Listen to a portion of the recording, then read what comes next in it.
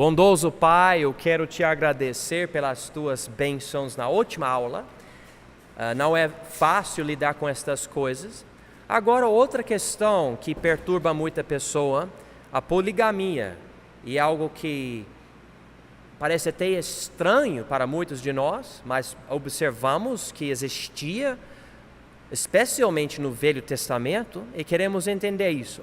Me dê sabedoria para explicar algumas coisas para o povo e ajude cada um de nós, em nome de Jesus. Amém. Ok, a poligamia é pecado? Quem acha que é pecado, levanta a mão. Quem acha que não é pecado, levanta a mão.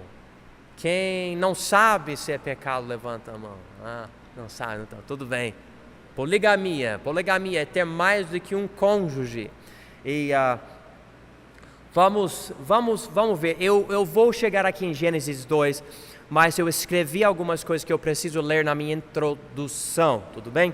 Então, como Deus permitia o divórcio na lei velho-testamentária por causa da dureza do coração do homem, é muito provável que ele não condenava a poligamia por causa da dureza do coração dos homens também. Me dá um nome de alguém que praticava poligamia na Bíblia. Davi, Salomão, Abraão, Jacó, e tem vários outros também, na verdade. Mais do que uma esposa.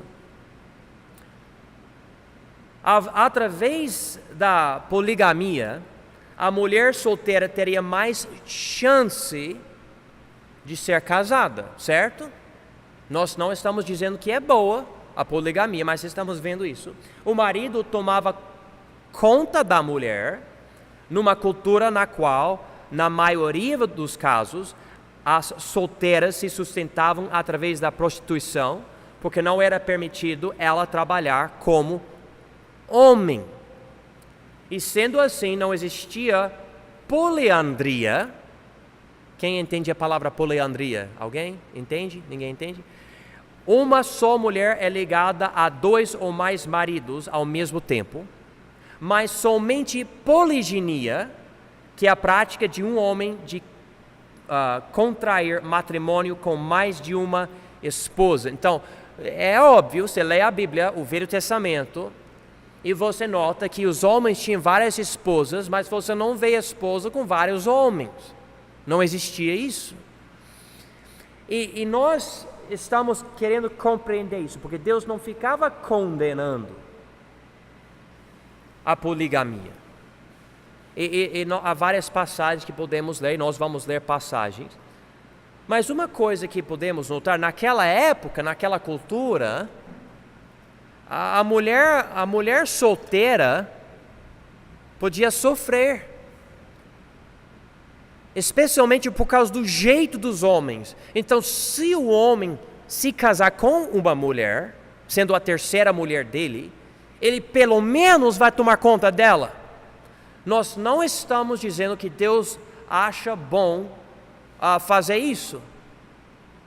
Ao mesmo tempo, em vez de deixar o homem maltratar a mulher solteira, ela sendo muitas vezes prostituta por causa da situação, Deus não proibia a poligamia. Não que ele é a favor disso, não. Pela Bíblia eu acredito que não. E nós vamos ver umas passagens, mas provavelmente por causa da dureza do coração do homem, ele decidiu proteger a mulher, permitindo o homem ter mais do que uma esposa. Vamos ver aqui Gênesis 2. E aqui Deus criou o casamento entre um homem e uma mulher. Você vê isso, tinha Adão, ele não tinha esposa, e Deus não tirou 10 costelas do corpo dele, fazendo um monte de mulheres. Quantas costelas? Uma, certo? Tirou uma e passou ela para ele. E então diz aqui em versículo 21, Então o Senhor Deus fez cair um sono pesado sobre Adão, e este adormeceu, e tomou uma das suas costelas, e cerrou a carne em seu lugar. E da costela que o Senhor Deus tomou do homem, formou uma mulher, e trouxe-a a Adão. E disse a Adão: esta é agora osso dos meus ossos, e carne da minha carne. Esta será chamada mulher, porquanto do homem foi tomada. Portanto, deixará o homem, o seu pai e a sua mãe, e apegar-se-á a sua mulher, e serão ambos uma carne. Quando você vê isso, quanto a mim, fica muito simples. Não existe espaço para ele entrar em relacionamento com outra mulher. Os dois são uma carne, tinham uma costela usada, uma mulher formada, uma mulher dada para o homem, ponto final. O relacionamento deles criou uma carne só. Você vai para Gênesis 4, versículo 19, na família de Caim, Caim matou o irmão Abel, o irmão dele, Abel, e ele criou uma cidade em nome do filho dele. Ele era um tipo de vagabundo sendo mandado fora, lançado da família. E ele tinha filhos, uma família, parece uma família não de Deus. E nessa família, a primeira vez que nós encontramos poligamia, aqui em Gênesis 4, versículo 19, e tomou Lameque, um dos netos de Caim, para si 2 mulheres. O nome de uma era Ada e o nome da outra Zilá.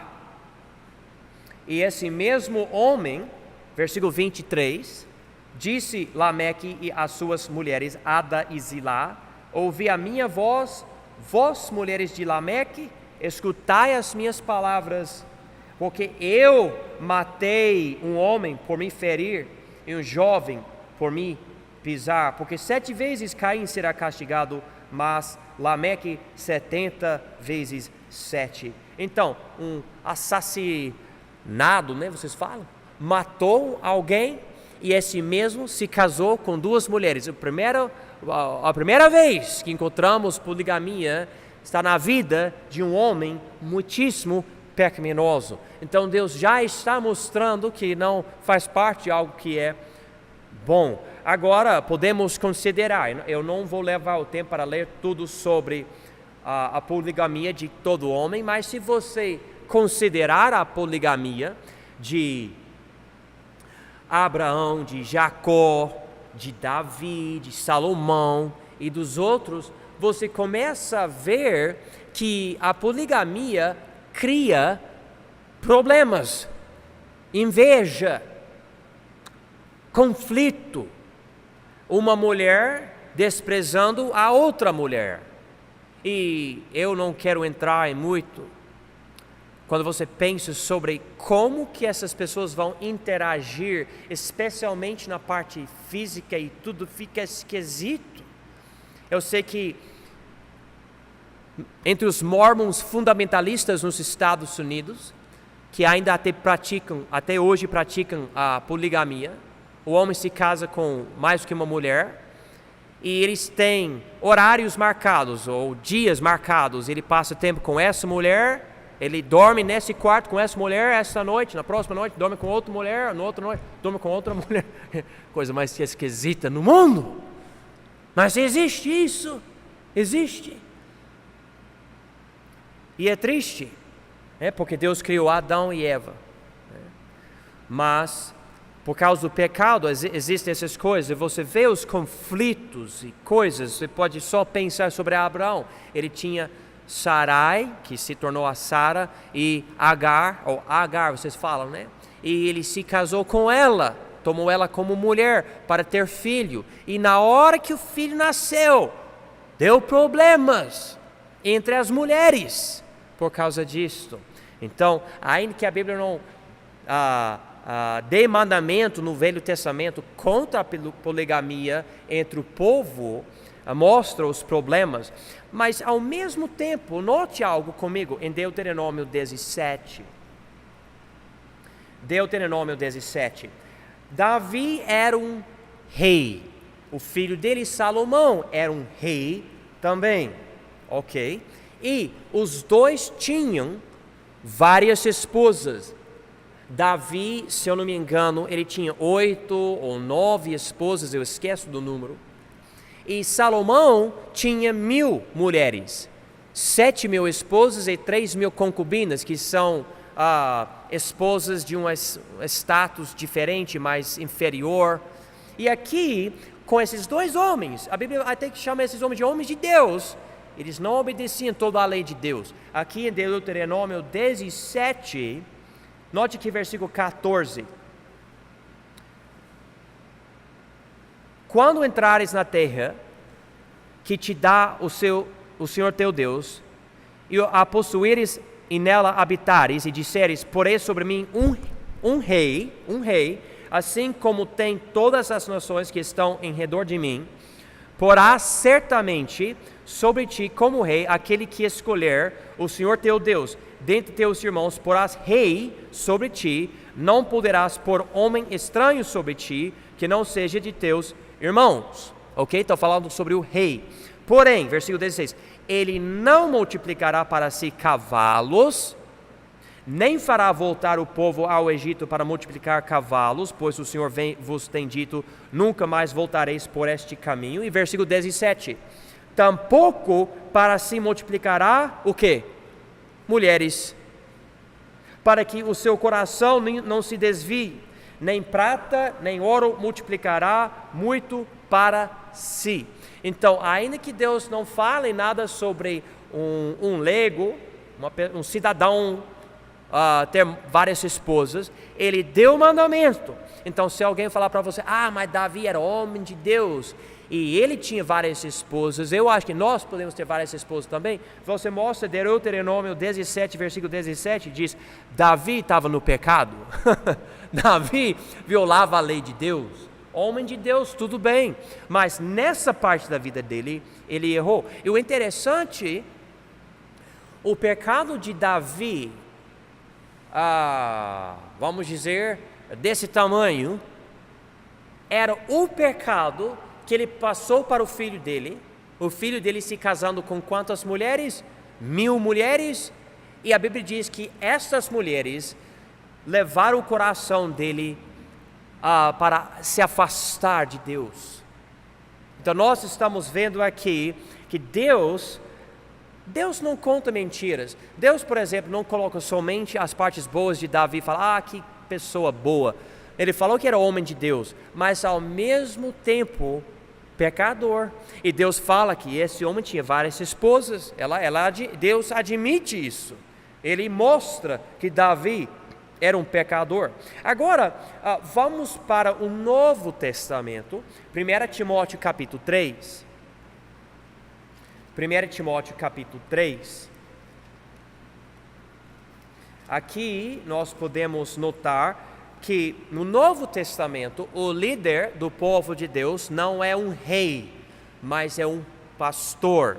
E Deus dá regras para alguém ser pastor. Aqui em 1 Timóteo capítulo 3, versículo 2, é necessário, pois, que o bispo seja irrepreensível, marido de uma mulher. Marido de uma mulher. Ok. Vamos para Tito.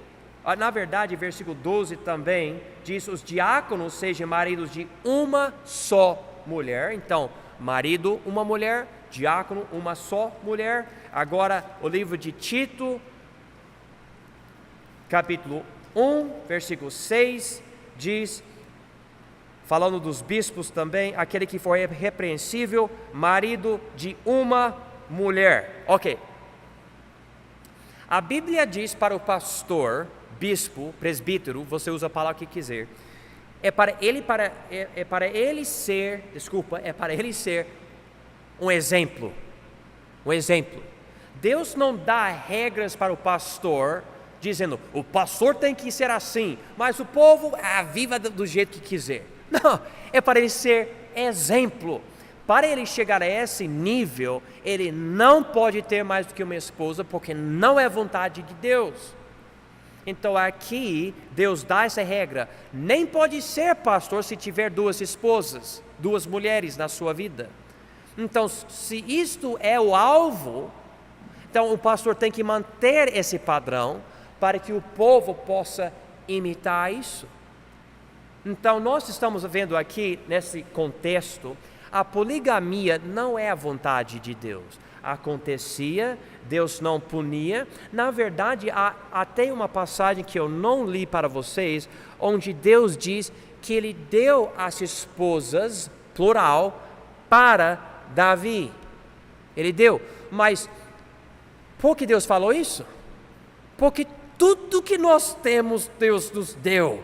Tudo. Mesmo se eu pegar maconha e fumar, Deus colocou no planeta. Se eu usar de uma forma errada, o pecado é meu. Eu não posso culpar Deus. E Deus falou isso para mostrar, olha, tudo que você tem, Davi, Salomão, Abraão, tudo que eu te dei.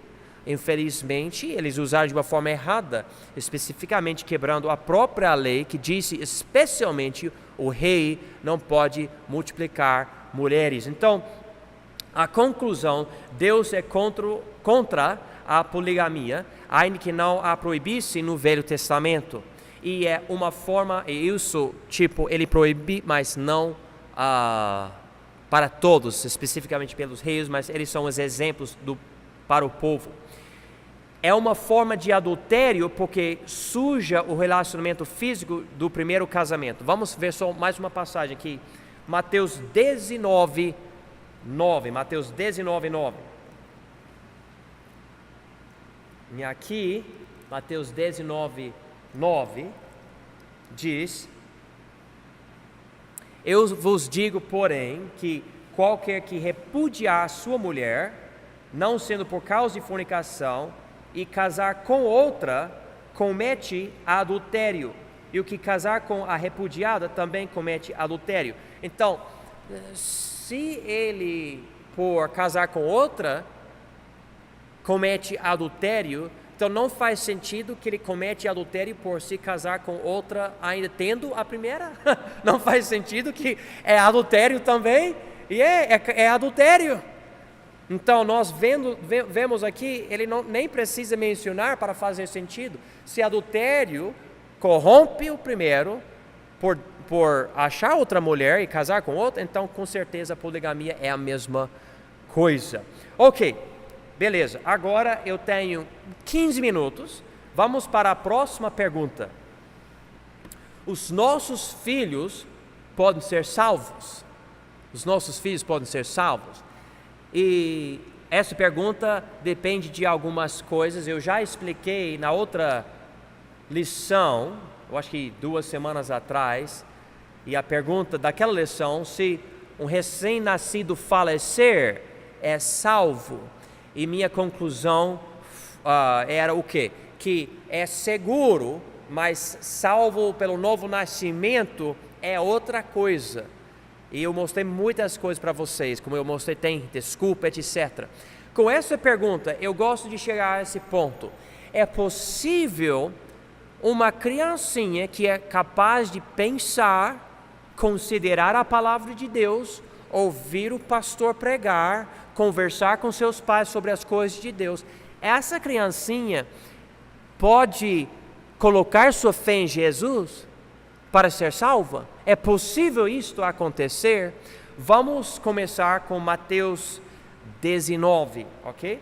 Mateus 19. E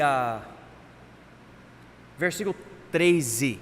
Mateus 19, 13. A Bíblia diz aqui: trouxeram-lhe então alguns meninos para que sobre eles pusessem as mãos e orassem, mas os discípulos os repreendiam. Jesus, porém, disse: deixai os meninos e não os estorveis de vir a mim, porque dos tais é o reino dos céus. E tendo-lhes imposto as mãos, partiu dali. Há muitas pessoas nas igrejas que receberam Jesus com 5 anos de idade, 7 anos de idade, 10 anos de idade. Jesus disse aqui, dos tais é o reino dos céus. Jesus está dizendo que, na verdade, quando você começa a perceber, é o adulto que fica pensando e justificando as coisas e acaba rejeitando a verdade, mas criança recebe. Você explica de uma forma clara para a criança que Jesus é o Salvador, a criança tem coração disposto a crer. Daí diz aqui, os tais é o reino dos céus. Eu conversei com um homem hoje, ele fuma. Ele voltou para a igreja ontem, não a nossa igreja, outra igreja. Conversei com ele hoje. E ele falou, eu estou com esse vício, eu quero parar de fumar. Eu não sei se ele tem 40, 50 anos de idade. Eu perguntei para ele, falei, se você morresse hoje, sabe para onde iria? Ele ficou assim. É como se eu não fizesse pergunta nenhuma. Ele voltou para a questão do cigarro. Um bloqueio nele, para ele considerar a alma dele. Mas quando eu converso com criança, não existe isso. Eu converso, a criança está livre para explicar as coisas do jeito que entende, às vezes confunde as coisas, mas você vai explicando e mostrando as coisas. Eu me lembro de um rapaz de 9 anos de idade. Ele chegou na nossa igreja e eu estava ensinando crianças na igreja, na escola dominical, domingo de manhã, e esse rapaz chegou, e eu expliquei a salvação como Jesus é nosso substituto, ele morreu na cruz, e pela graça de Deus, nós podemos ser salvos através do sangue que ele verteu na cruz, e ele ressuscitou, e nós podemos ter nova vida em Jesus, todo aquele que crer nele será salvo. Eu preguei, e depois de pregar para as crianças, esse menino de 9 anos de idade, ele chegou a mim, ele apertou a minha mão com 2 mãos, e ele assim, irmão, muito obrigado por me ter falado isso, muito obrigado, mostrou tanta emoção. Eu percebi que ninguém tinha explicado isso para ele, e foi a primeira vez que ele queria muito entender, e alguém levou o tempo para explicar para um rapaz. Muitos falam, criança não entende. Criança entende muito mais do que adulto, muitas vezes, na questão das coisas espirituais. Vamos ver outra passagem aqui, Mateus 18. Mateus 18, versículo 6, diz aqui, mas qualquer que escandalizar um destes pequeninos que creem em mim, melhor lhe fora que se lhe pendurasse ao pescoço uma mó de azenha e se submergisse na profundeza do mar. Então aqui marca a palavra pequeninos que creem em mim. Amém. Então aqui é possível pequenino crer em Jesus? Sim, Jesus disse isso bem aqui. E nós não devemos de jeito nenhum escandalizar esses pequeninos que creem em Jesus. Isso quer dizer fazer algo para desviar o coração da criança. É melhor eu morrer nas profundezas do mar sem poder escapar do que eu escandalizar uma criança, um pequenino. Agora vamos ver 1 Timóteo capítulo 1. 1 Timóteo capítulo 1. Aqui Paulo escreve para este homem de Deus e começa a falar sobre a mãe dele e a avó dele. Ele diz aqui em 1 Timóteo capítulo 1, versículo 5.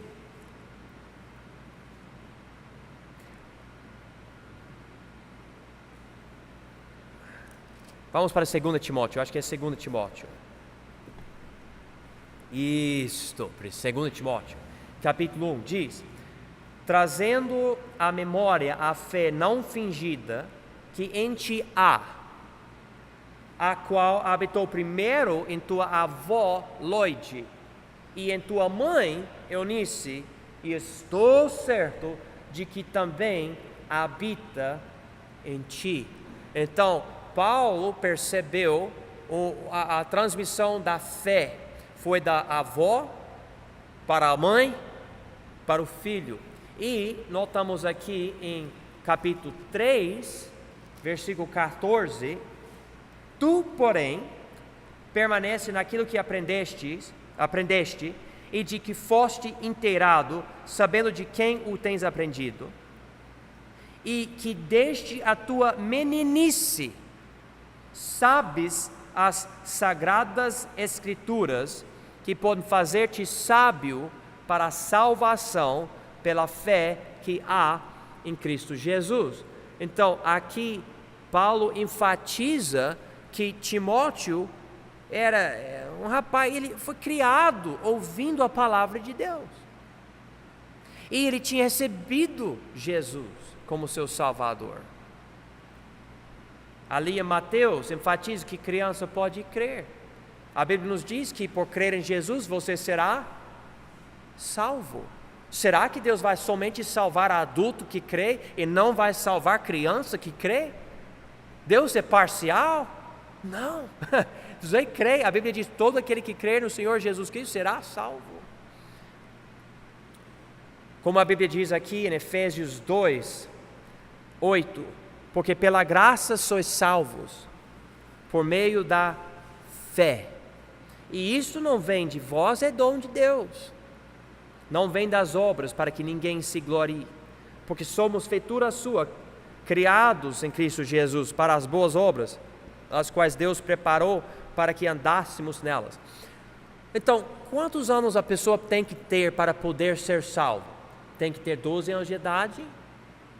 Quem acha que criança de 12 anos de idade consegue crer em Jesus? Levanta a mão.